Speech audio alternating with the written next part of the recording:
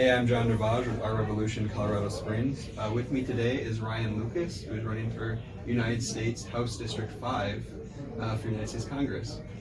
First off, thank you for being here. Absolutely. Hi, everybody. Glad you can make it. Just to start off, tell us a little bit about your platform and why you are running for that position. Sure. So, I moved to Colorado Springs about a year ago. My wife has lived in the district for the last 12 years. I've been living in Denver, and we met a little over, almost 4 years ago. We got married a year ago, and when we were consolidating houses, we decided to consolidate down in Colorado Springs as opposed to Denver. She has two boys, 9 and 12, so we wanted to keep them in the same school district, and so we decided for me to move down to Colorado Springs. And over the last year, I've had a lot of conversations with my wife about the state of politics today. Yep. She's a former Republican. She was actually like the young Republicans treasurer for the state that she lived in, and she's since converted back to the Democratic side. So, we've had a lot of conversations about politics over the last few years, especially since the Trump election. And we felt that it was time for us to kind of put up or shut up and get involved a little bit more than we had. I used to work in politics, so when I graduated from college, I started working for a policy firm, public policy firm based out of DC, but with an office in Chicago. I was doing media advising and campaign mailers, and then I started getting into field strategy, which was really my love. I loved being at the doors and talking to people about issues. It's also analytics too, like analyzing demographics or where certain people typically vote and stuff like that as well. Yep. So it's a lot of data analysis to get your field program in place, and then it's a lot of backfilling data that you collect at the door. Right. So you spend a lot of time scanning barcodes and entering data that is then used to help with guiding media strategy, for example. So I really fell in love with media or with field, and so I've worked in politics. And when my wife and I were talking about it, ultimately we decided, if she wasn't somebody who felt like she could run for office, I knew what it would take for me to get into this race, and that I would do that for our family. So what's your what are you running on, and what's your platform? Sure. I mean, obviously, if there's one thing that I think can be said about politics in the last 4 years, is it's clearly shown a shift in ideology, and there's kind of a condensing of the Republican Party, I'd say, around Trump's agenda. It's either you kind of are part of that group or you're not. Out. Yeah. It's an in and out thing. And I think what that has caused is that the Democratic Party, obviously there's this sort of rift between progressive policies and more centrist policies. So, what is your stance? What are you running on as far as the Democratic platform? And I'm definitely more on the centrist side of the Democratic Party. I've worked on progressive causes my entire life, but I do believe that there are ways that we can approach business to engage in some of these progressive issues, and I think that we have to make sure that that business has been brought to the table in ways that the Republican Party did a really great job with for a very long time. I think that there are opportunities for us to tackle things like climate change by engaging entrepreneurs to build new technologies that don't exist presently, so that we have strong union jobs that can build those technologies, right? Not just assembling solar panels, but really building infrastructure around climate change. I do believe that we need to rejoin the Paris Climate Agreement immediately, right? I mean, that's so critically important, and I want that Paris Climate Agreement to act for the United States in a way to spur innovation to continue to grow our economy. So I think that that's going to be really important for us as we go forward, that we make sure that we're not in the same way that Republicans are dealing with this in-group, out-group reality that they live in with Donald Trump. Yeah. That we make sure that we are not creating outgrowths within the Democratic Party. So we really do have to be, a lot more Big Ten. Yeah, I think that the interesting aspect that I've always considered is a lot of the policies, like climate change is a perfect example. Like a lot of Republicans have said, polling has stated that they are in favor of trying to combat climate change in one form or another. Mm-hmm. I mean, it's not just like a one-party issue. Yeah. And I think again, business growth is one of those things that everyone kind of agrees on. I think that aspect that is kind of different is, how much does the government provide subsidies to support, business growth? Right. Are there things that are just we know are causing too much issues for the environment. For the environment that we need to put a stop on right away. Mm-hmm. Such as in Colorado is fracking. Fracking is big for our economy, but at the same point, it's also very harmful for the environment. Big part of I think the progressive platform has to be, and just I think the Democratic platform isn't to demonize any sort of person, Mm-hmm. but like you said, bring them in. The Green New Deal has a just transition program, right? And I think that is exactly that sort of concept into an actual potential bill or at least a guideline. Mm-hmm. What are your thoughts on that sort of just transition aspect of climate change? So I've seen some different variations on that theme, right? And one thing, I was just having a conversation a couple of days ago about just transition, and one of them was, well, we'll provide basically salary compensation for anybody who ends up moving out of a dirty industry, right, and into a clean industry.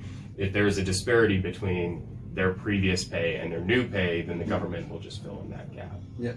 And maybe not 100%, but at least give them some kind of coverage.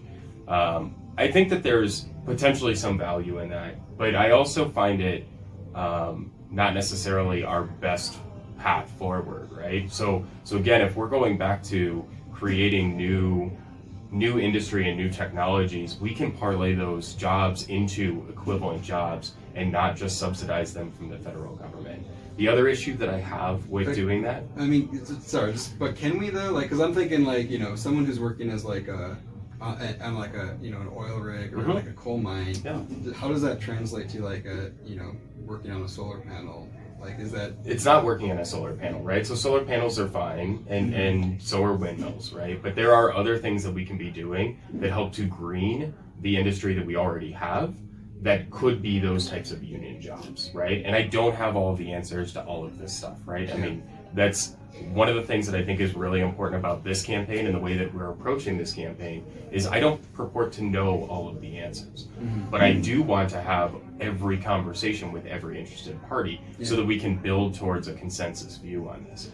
I've had conversations with some in labor who have said, yeah, actually there's a whole slew of jobs that we could add where we were doing carbon recapture, and that could be an equivalent job, right? So you're still talking about those $60,000, $70,000, $80,000 a year jobs, rather than putting somebody into a solar panel assembly at a $40,000 a year job and giving them a $20,000 stipend. Because here's what's true, and this is the point that I was going to make.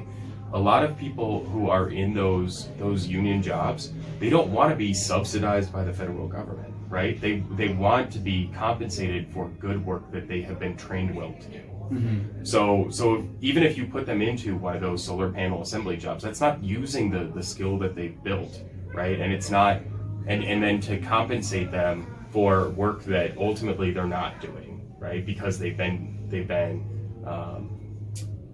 kicked sort of out of their career by legislative changes, doesn't solve for the pride issue that those workers, bring to their workplaces. Yeah, I mean that's definitely true, and I think that's why again we shouldn't necessarily demonize them or really state that the workers or the unions that support those jobs are the enemy. But at the same point, we got 10 years, right? Sometimes even less. I mean, it depends on the study. Depends on even less. Right. Yeah, I mean, so there is going to be some heartache, I'm sure, and some people might need to put their pride aside for the greater good of saving this planet and our future generations. So I think it is good though that at least have the conversations and to bring them in. And I think it's incredibly useful. The most important thing is to get labor involved, and not just have it be something that's dictated by just parties that just focus on the money and the the economic aspects of it. So because economic aspects, environmental aspects do go hand in hand in some ways, but a lot of times I think it can leaves out the workers and the unions and the people that are actually on the on the front line, and right on the floor doing it. Well, and there are other elements too, right? I mean, all of this stuff is the interconnectedness of all things, right? So when we talk about culture change, we talk about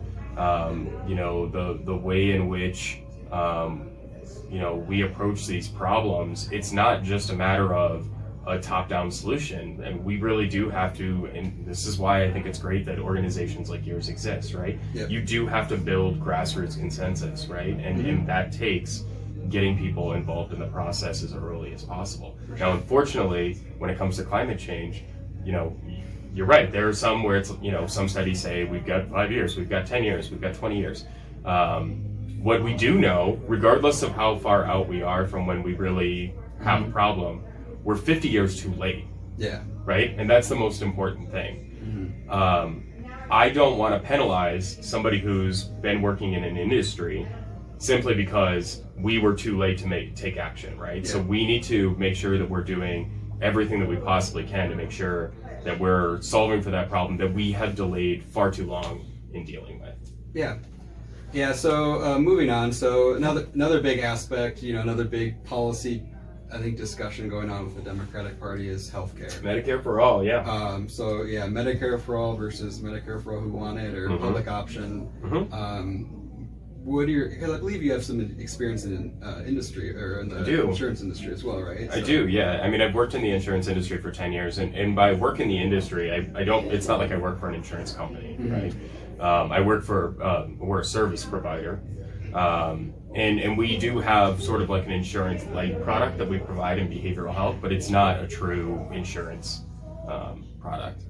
I do know quite a bit about this world. I mean, I've worked with, we have 15,000 providers nationwide that we work with.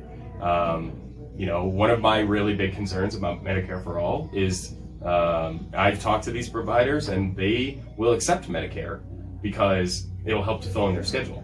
But if they were accepting Medicare rates for all of their patients, a good portion of those companies would have to shutter their business. They would not be able to keep their businesses open at Medicare rates. So you're talking about hospital, like? So these are private practitioners for the most part, right? So but it's not necessarily just them, right? Those Medicare rates are significantly lower than most insurance rates, traditional employer-based insurance rates.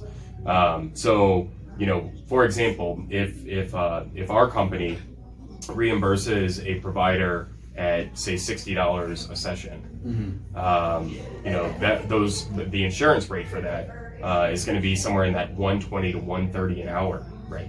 Medicare is going to reimburse them in that 60, 70, 80 rate, right? Yeah. So you're literally talking about 50% of their revenue gets sliced off the top the minute that they have to switch entirely over to Medicare. So I'm not sure how true that actually is in a sense. I guess it's partly my ignorance to it, but because I'm sure it depends a lot based off of where those firms actually are. Sure. And as well as where where the practitioners are. Yeah. Overall, my question is, who sets that market? Yeah. Who's setting the market right now? The fact that we have this, you could consider them two kind of like counteracting forces, I guess, in a way, but really there's one that's, I think, dominating the market price at this point, right? It's the private insurance industry. I think that's true to some extent. I mean, what I think is actually more true, and this is certainly true for our company, is that we look to Medicare to kind of guide our pricing. Medicare is kind of actually they kind of set the standard on things, and then from there's a competition element, right? Because there's a competition element when it comes to private insurance. So at that point, then you're reimbursing your providers to try and stay competitive with being able to have access for your patients, which is a totally different issue. Yeah, I think that should there be a competition though? Like, should there be this sort of like market drive for when it comes to something as essential as healthcare? So I think that's one of the like kind of big questions as well. yeah, so I think that there are two different elements to this, right? So I fully support a public option. I think that it was a massive failure of leadership that we didn't pass a public option when the Affordable Care Act was passed. Yeah. That's something that should have been handled years ago, but again, we passed the ball on it, and unfortunately now we're still having this conversation. Yeah. I think that we do have to open up the public option, and I think that that's going to be really important to be able to increase competition even further. I don't think that insurance companies on their own are necessarily the boogeyman, right? I think that there's been this focus on the market will solve all problems, but the only way that the market solves all problems is if there is solid enough regulation from the government that makes sure that those markets never become lopsided. And I think that's one of the problems that we're seeing right now is a lopsided market. Yeah. I think if we were to improve the ability of patients to make better decisions in their lives and disintermediate the system, and by that I mean, so one of the things that is hugely problematic about the employer market presently is that the person who is accessing services, right, the patient, and they're accessing services from the provider, Yeah. but they're not actually purchasing their own insurance, right? For the most part, somebody else is purchasing their insurance on their behalf. Yep. If we were to remove that, and that's what I mean by disintermediate, that process, and start to create a better relationship between patients and their providers, I think there's an opportunity for innovation that exists there that allows for us to maintain the insurance market and the market broadly, right? The healthcare market broadly, but really and truly innovate the way that we engage patients more proactively, right? So as of right now, employers aren't incentivized to provide the best health insurance possible because ultimately their employees are all going to turn over in 3 to 5 years, and the market's going to change with the various insurers. So they're going to change insurers every 5 to 10 years. So when those don't line up, you've got people who are kind of hopping around from one insurer to another, right? And it would be like if you were to every few years, if you were to buy a new car and you switch brands entirely, right? Yeah. It doesn't mean that there isn't, it doesn't mean that the vehicle can't drive down the road. Whether or not it's the fuel efficient vehicle you need or the performance vehicle you need based on what you're doing is a better question to ask. So I do think that there's value in not having a monolithic insurance solution, but really making sure that we're providing the right regulatory framework in which that insurance industry operates. And I think that the first thing that we have to do in order for us to accomplish that successfully is that we have to include a public option. Yeah, I think there's also the aspect too of price, right? And I think there's been at this point 22 studies that have shown that public option, basically in keeping the current healthcare system in America, even with a public option, is actually going to cost the United States government more than if we just went to a monolithic single payer Medicare for all system. Like, what is your comments on that? Well, I think it's an important thing for us to spend the money on. I think if there's anything that's true that the government should be actively working on improving the health of Americans, but we have to keep in mind that people are free to make decisions on their own. One of the things that we run into in the health care industry that's really problematic is, again, because you're currently getting your insurance through your employer, whether or not you're actively or proactively using your health insurance benefits means that you're potentially kicking your own risk down the road, right? There's a lot of this that is just risk modeling. And if we were to improve the ability for people to actually risk model for themselves and have some skin in the game in terms of what their healthcare expenses are, then we would actually have engaged patients that would decrease costs over time. Yeah, but the idea of choice when it comes to something like that, because right now I think a lot of people, I know several people who have had a medical emergency, and they don't have a choice. They don't have a choice now. Because they can't pay for it. Right. Well, They don't. They can't pay for, you know, even with their they have a deductible, you know, $5,000 deductible. You know, and then there's other costs that go along with, you know, being in the hospital. I mean, like, they don't have it, even though they have health care. Right. And they have the choice. It's not affordable. Yeah, they have a choice to switch it, potentially, you know, maybe not if their employer doesn't allow it. Right. But they still just don't have the choice to actually go to the hospital and get the treatment they need. Right. Because they can't afford the deductible. Right, 100%, and it's an incredibly important point to make, that just because we have insurance doesn't mean that it's actually useful. Yeah. That's kind of my point, right? So I think improving the market options by providing a public option is huge. But I think even more than that, we have to incentivize patients to take their healthcare into their own hands. And to your point about, you know, making a decision about whether or not you're going to go and access services, we have to make that as easy as possible. I don't think that necessarily implementing a Medicare for All solution just magically solves that problem, right? So whether or not somebody's going to access services or actually manage their own health is not solved by that. For sure, yeah. I mean, there's a lot of other aspects that people consider when it comes to seeking medical treatment, but I think the biggest one by far is cost. Sure, yeah. And I think, you know, again, not wanting to call the ambulance for a medical emergency because you're afraid of the hospital, the ambulance bill, because a lot of times ambulances aren't covered under the insurance. Right. I mean, like, that's what happened to my grandma. It's $1,000 decision out the door. And it's $1,000 decision that you have to make in potentially 30 seconds that'll affect your life. Right.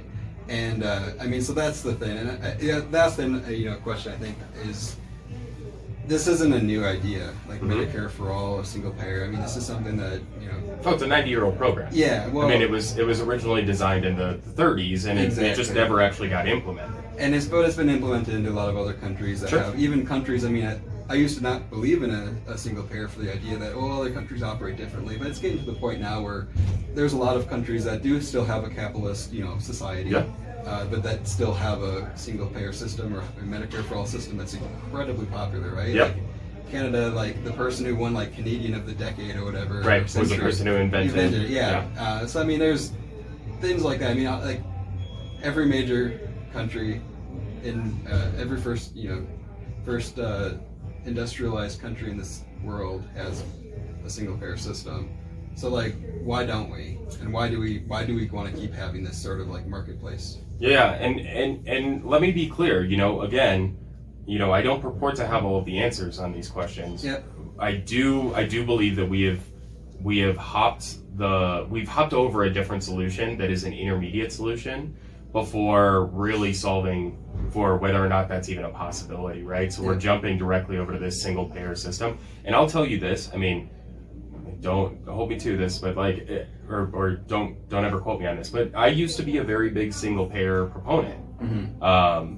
It wasn't until I started really digging into the insurance market and understanding a lot more about what they're doing or how they do things, that to me it opened up a different approach to this problem, that we really do have to look at innovation. I mean, we provide, at my company, we provide a behavioral health benefit. The utilization on those programs is 4 or 5%, right? We know that serious mental illness is up in the 20, sometimes 40, depending on where you are in the country, right? Mm-hmm. How pervasive those SMIs are. Yep. And yet utilization is, you know, in that 4 to 5%. So I think it's important that we right size those solutions and make sure that we're you know, solving for the problem that's in front of us rather than the one that is, again, significantly behind us. I mean, you know, Medicare for All was the intention of the Medicare program from the 30s, right? But we're talking about solving a problem that we've let run amok for 90 years by a solution that we came up with 90 years ago. I don't know that that's necessarily where we are at this time. I think technology has vastly changed the scope of the conversation. What we can do with algorithms and with genetic testing at this point were not things that you would have been able to contemplate in the 30s when we were talking about Medicare, right? We were talking about covering costs. Well, covering costs is only a portion of the problem. A big part of the problem is, how do you improve health?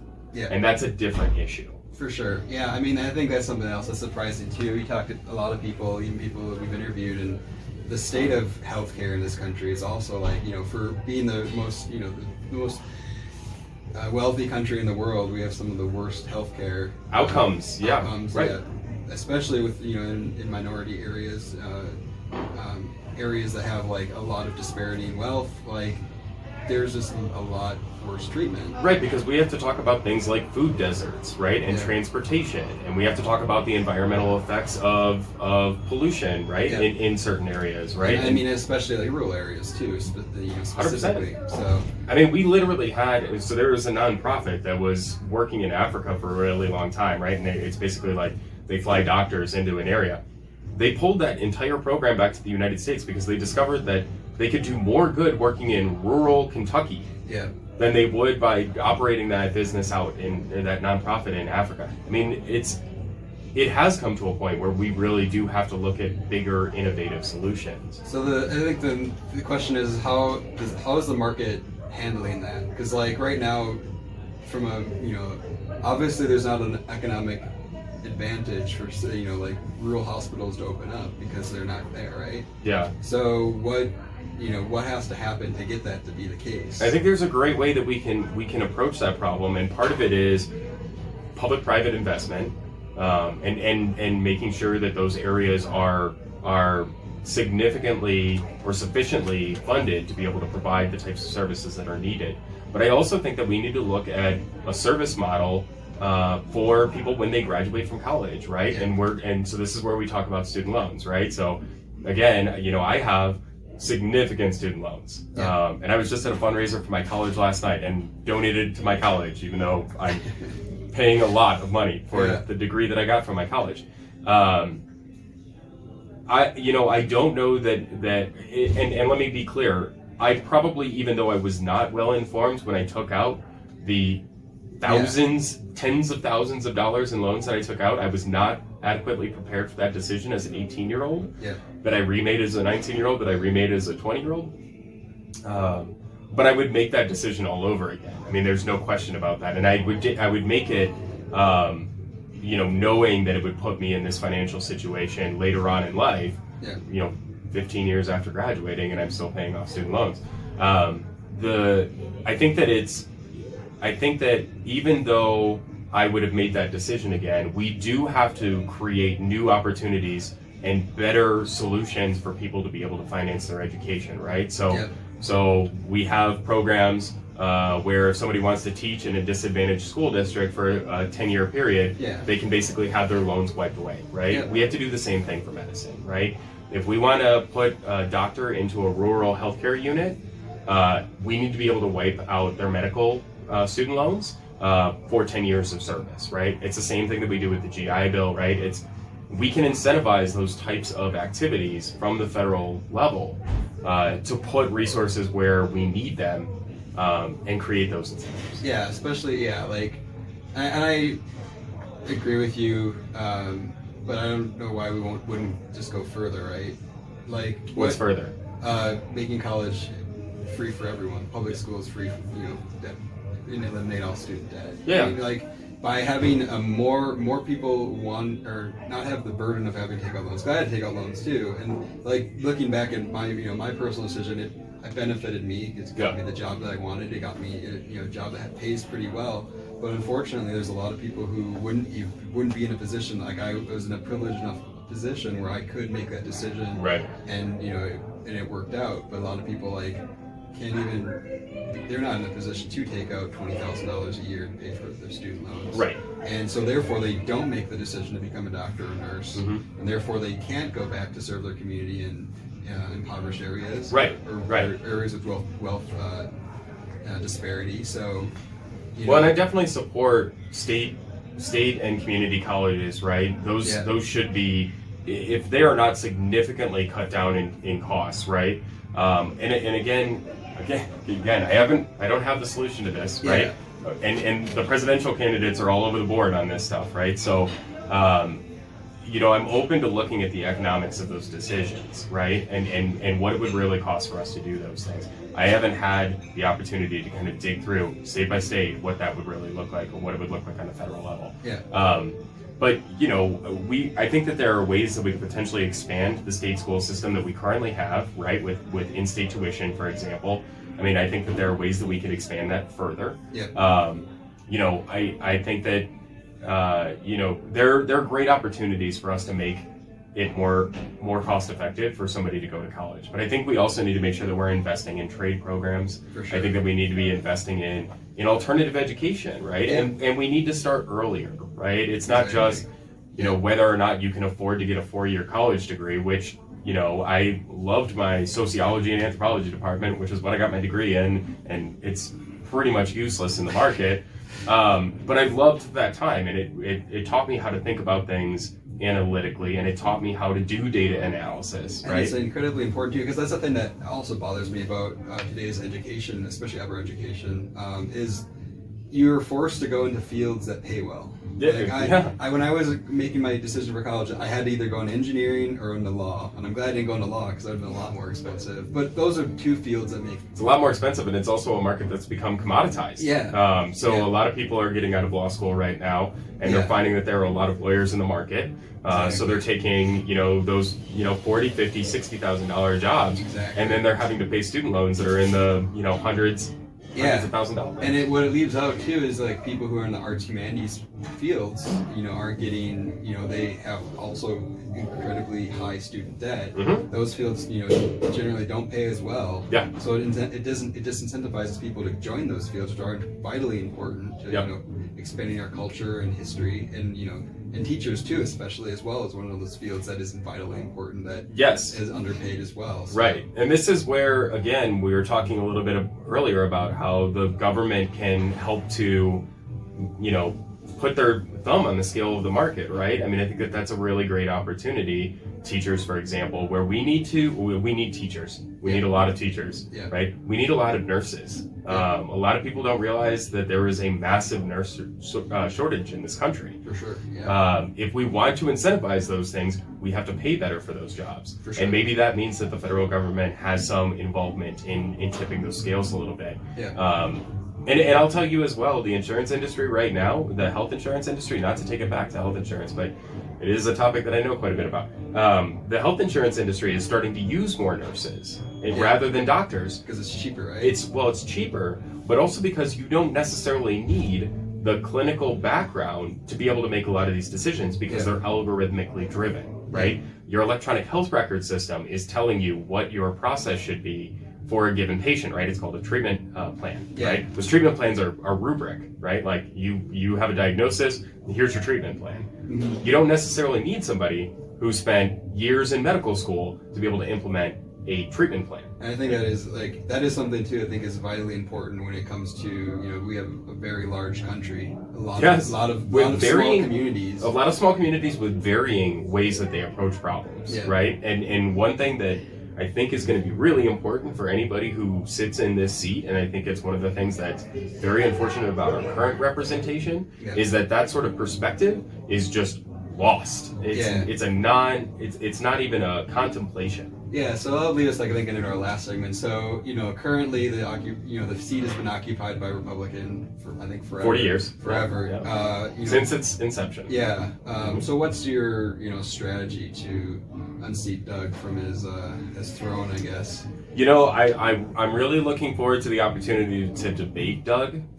So I tell you, that's probably not Mr. Lamborn, I'm letting you know right now. I'm welcoming you to a debate. Does that ever happen? Does he do that? He does do debate. Okay. He has done debates. I've listened to quite a few of them. I've had a lot of conversations with former candidates who have gone up against Mr. Lamborn. But seriously, Mr. Lamborn, we have an event on March 14th. Feel free to reach out to me through my website, and I'd be happy to set you up if you want to come out for that event. We're going to have the Democratic candidates. We're going to have the Unity Party candidate. We'd love to have you there as well. So feel free to RSVP. I highly hope he actually does. I hope he sees it. And that's something too. Is it's something that is. This is on more of an aside. Is just his lack of engagement, Attentiveness, yeah. to a community. I mean, there's like a section of the community, a focus for the family sense of the community that probably is it appeals to, but like there's a lot of us. You know, it's a one of the largest communities in Colorado, the second largest community in Colorado. So. Just what is your strategy though? Like, how are you going to unseat the current incumbent? Yeah, so as I mentioned earlier, I'm a field person, right? I mean, I've run campaigns. I ran a state rep race here in Colorado, up in Lakewood. I've run state senate races, field programs. That will be the game changer for this campaign. There's no question about it. I think it's going to be important so there's this thing called, this element to campaigns, persuasion, right? Where you're trying to bring, especially unaffiliated, into the fold. I think it's going to be important for us as we're going forward this year to not try to convince them that they need to vote Democrat because they, want to rally against their current representative, right? But to understand that there's a larger conversation that needs to be had in this district, right? Sure. We need to have a much more engaged electorate. We need to bring more people into that process. So any type of, we can talk about restorative justice, we can talk about, voting rights and how we can improve the ability of people to engage in political processes. But I think it's so incredibly important that we are having engaging conversations on these issues, even when we don't agree on, 10 or 15% of the total issues that we could talk about. Making sure that when we do agree on things, that we can go forward and we actually have a solution to those problems. It's so incredibly important. And I think that conversation that I want to have with people all over CD5, and my team, my staff, my volunteers are going to be engaging in over the next 8 months to really make that case that it's not just, you need to be a Democrat, but you're a Republican. We know that we disagree on some things, but there are a lot of things that we do agree on. How can we work on those problems so that we're at least going forward together? Again, there's a lot of common ground between, and there's a lot of independents too in this community. A lot of people. It's the largest block. Right. Unaffiliated voters are the largest percentage of voters. Yeah, because when it comes down to it, I mean, there's certain things that I think people just generally agree upon. There's things that benefit them. If it benefits them personally, I think it's generally a popular program, or a popular ideology. So. Well, and the philosophical difference that used to separate Democrats and Republicans, which was the level of involvement of government, is a moot point at this point, right? Like the Republicans and Democrats are both heavily using the federal government in two different ways. I mean, it's pretty clear. We won't go into too much political politics, but like the authoritative nature of this current administration, and authoritative is extremely high government power, right? Right. Centralization of power, it's incredibly and now high. Control of the media. And I think too, the conversation isn't necessarily, it's something that we've said for our evolution, isn't necessarily like left or right. Sure. I think it's up and down. It's the, what wealth level or what socioeconomic point are you at, and who do you represent? Are you representing the upper class and the wealthy? Are you representing the billionaires, millionaires, or the upper 1%, or are you for the working class? Right. Because a lot of times that's generally what the Democratic Party used to be, right? We were representative of the working class. It depends on which time period, right, that you're talking about. Basically, the FDR Democrats, New Deal Democrats, up until, I'd say probably the 60s or the 70s, there was a switch where Democrats were no longer seen as the working class party, but more of the, upper, it was the boss's party at that point. And I think it's vitally important that we make sure, because that we go back to the point, of being the party of the working class. And I think that transcends all party lines. It doesn't matter if you're Democrat or Republican. If you're working class, if you're an average person, you have to deal with these huge amounts of debt, huge amounts of income and disparity. I mean, I think there's a lot of common ground there. And the most important thing is representation, Yeah. right? And I think a lot of people forget that, right? That's for They sure. and Especially with Doug. well, and it's not just him. I mean, there are a lot of representatives that get into that position, and they no longer are representing their constituency, right? They start to, fall into factions, or they start to, just kind of. I mean, party line voting is exceptional to me. I find it very surprising, and current representative has like a 93% GOP party line voting rate, right? Which is incredible, because I'm certain that if he had the same conversations that I'm having at doors, he would not see a 93% agree with the GOP, right? Certainly, there's no question that it's a conservative district, but the average voter is not on board with 100% of what the GOP is doing, and certainly not Trump's policies. Exactly. Yeah. So. Well, thank you for your time. Yeah. This is great. Thank you so much. I wish you best of luck. Hopefully, see you around at other events. Yeah. And thanks.